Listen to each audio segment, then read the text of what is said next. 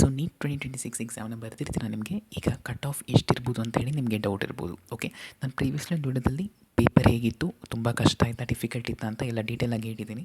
ಈಗ ನಾವು 2025 ಥರನೇ ನಾವು ಈ ನೀಟ್ ಎಕ್ಸಾಮ್ ಇದ್ದಿದ್ದರಿಂದ ಕಟ್ ಆಫ್ ಅದೇ ಥರ ಇರಲಿಕ್ಕೆ ತುಂಬಾ ಚಾನ್ಸಸ್ ಜಾಸ್ತಿ ಇದೆ. ಓಕೆನಾ.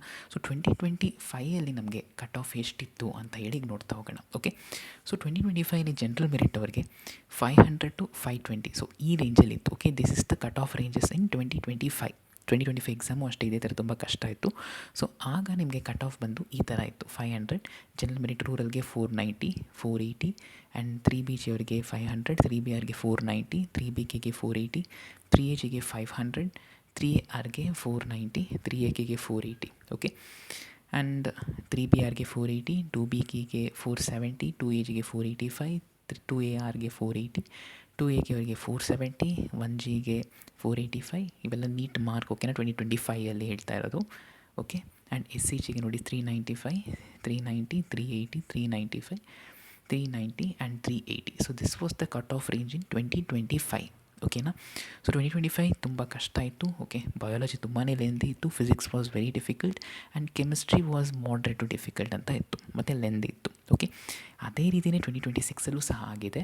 ಬಟ್ ಬಯಾಲಜಿ ಕಂಪ್ಯಾರಿಟಿವ್ಲಿ ಸ್ವಲ್ಪ ಮಾಡ್ರೇಟ್ ಇತ್ತು ಅಂತ ಹೇಳ್ತಾ ಇದ್ದಾರೆ, and physics was very difficult than 2025 ಅಂತಲೂ ಕೆಲವರು ಹೇಳ್ತಾ ಇದ್ದಾರೆ. ಸೊ ಅದನ್ನು ಇಟ್ಕೊಂಡು ಈಗ ನಾವು ಪ್ರೆಡಿಕ್ಟ್ ಮಾಡ್ತಾ ಹೋಗೋಣ ಎಷ್ಟಿರುತ್ತೆ ಅಂತ. ಸೊ ನೋಡಿ, ಈ ವರ್ಷ ಜನರಲ್ ಮೆರಿಟ್ ಅವ್ರಿಗೆ, ಸೊ ಒಂದು ವಿಷಯ ಹೇಳ್ತೀನಿ, this is prediction. Okay, just approximation. ಇದು ಖಂಡಿತ ಆ್ಯಕ್ಚುಲಿ ಇರುತ್ತೆ ಅಂತ ಹೇಳೋಕ್ಕಾಗೋದಿಲ್ಲ. ಸೊ ಅದನ್ನು ನೀವು ಅರ್ಥ ಮಾಡ್ಕೋಬೇಕಾಗತ್ತೆ. ಈ ಮಾರ್ಕಿಗೆ ನೀವು ±15 ಮಾಡಿದ್ರೂ ಏನು ತೊಂದರೆ ಇಲ್ಲ. ವರ್ಸ್ಟ್ ಕೇಸಲ್ಲಂದರೆ ಇದಕ್ಕಿಂತ ಕಡಿಮೆ ಹೋಗೋ ಚಾನ್ಸಸ್ಸು ಇದೆ. ಓಕೆನಾ. ಸೊ ಇಲ್ಲಿದ್ದರೆ ನಿಮಗೆ ಸೇಫ್ ಅಂತ ಹೇಳಿ ಒಂದು ಅರ್ಥ ಆಗುತ್ತೆ. ಓಕೆನಾ, ಅದನ್ನು ಅರ್ಥ ಮಾಡ್ಕೊಳ್ಳಿ. ಜನರಲ್ ಮೆರಿಟ್ ಅವರಿಗೆ 530, ರೂರಲ್ ಇದ್ದರೆ ನಿಮಗೆ 520. This is the safest mark for your category. ಮತ್ತು GMK ಇದ್ದರೆ 510. ಓಕೆನಾ. 3BG is 530, 3BR 520, 3BK 510, 3AG 530, 3AR 520, 3AK 510. Okay, and then 2BRಗೆ 510, 2BKಗೆ 500, 2AGಗೆ 515. ಓಕೆ, ಆ್ಯಂಡ್ 2ARಗೆ 510, 2AKಗೆ 500 ಮಾರ್ಕ್, 1G ಅವ್ರಿಗೆ 515, 1Rಗೆ 513 ಮತ್ತು 1Kಗೆ 505. ಓಕೆ, ಆ್ಯಂಡ್ SCGಗೆ 425, SCRಗೆ 420, SCKಗೆ 400 ಆ್ಯಂಡ್ STGಗೆ 425, STRಗೆ 410 ಮತ್ತು STKಗೆ 410. So this is the expected cut off range. ಓಕೆನಾ. ಸೊ ಇದನ್ನು ನೋಡಿ ನಿಮಗೆ ಒಂದು ಐಡಿಯಾ ಬರುತ್ತೆ. ಓಕೆನಾ. So this is how. ನೋಡಿ, rural and Kannada medium category ಇದ್ದರೆ ತುಂಬ ಈಸಿ ಸಿಗೋದು. ಓಕೆ, ಬಿಕಾಸ್ ರಿಸರ್ವೇಷನ್ ಇದೆಯಲ್ಲ, ಸೊ ಆ ಕೋಟಾದಲ್ಲಿ ನಿಮಗೆ ಸೀಟ್ ಸಿಗುತ್ತೆ. And this is purely prediction. ಓಕೆನಾ, 100% ಇದೆ ಅಂತ ಯಾರಿಗೂ ಹೇಳೋಕ್ಕಾಗೋದಿಲ್ಲ. But this is the safest mark for your current situation. ಓಕೆನಾ. ಸೊ ಇಷ್ಟು ಮಾರ್ಕ್ ಇದ್ದರೆ ನೀವು ಸ್ವಲ್ಪ ಸೇಫರ್ ಸೈಡಲ್ಲಿ ಇರ್ಬೋದು. ಓಕೆ, ಆ್ಯಂಡ್ ಇದನ್ನು ಯಾಕೆ ಮಾಡ್ತಾ ಇದ್ದೀನಿ ಅಂದರೆ ಕೆಲವೊಬ್ಬರು ಸ್ಟೂಡೆಂಟ್ಸ್ ತುಂಬ ಡೌಟಲ್ಲಿರ್ತಾರೆ, ನನಗೆ ಸೀಟ್ ಸಿಗುತ್ತಾ ಸಿಗಲ್ವಾ ಅನ್ನೋದು. ಓಕೆ, ಸೊ ಕೆಲವೊಬ್ಬರು ಲಾಂಗ್ ಟರ್ಮ್ಗೆ ಹೋಗೋಕ್ಕೂ ಇದ್ದಾರೆ.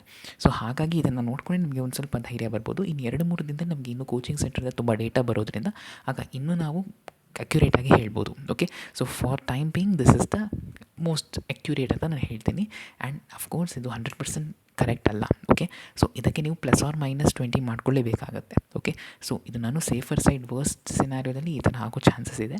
ಓಕೆ, ಸೊ ಎಕ್ಸ್ಪೆಕ್ಟ್ ಮಾಡ್ಬೋದು. ಆ್ಯಂಡ್ ಆಲ್ ಇಂಡಿಯಾ ಕೊಟ್ಟರೆ ನಿಮಗೆ ಕಟ್ ಆಫ್ ಅಂಟು 550 ಮತ್ತು 560 ಆ ರೇಂಜಲ್ಲಿರೋದು most of the teachers expect ಮಾಡ್ತಾ ಇದ್ದಾರೆ. ಓಕೆನಾ. ಸೊ ಅದ್ರ ಬಗ್ಗೆ ಡೀಟೇಲಾಗಿ ವೀಡಿಯೋ ಮಾಡ್ತೀನಿ. ನಿಮಗೆ ಬೇರೆ ಡೌಟ್ಸ್ ಇದೆ ಕಮೆಂಟ್ಸಲ್ಲಿ ತಿಳಿಸಿ. Try to clarify your doubts. Thank you.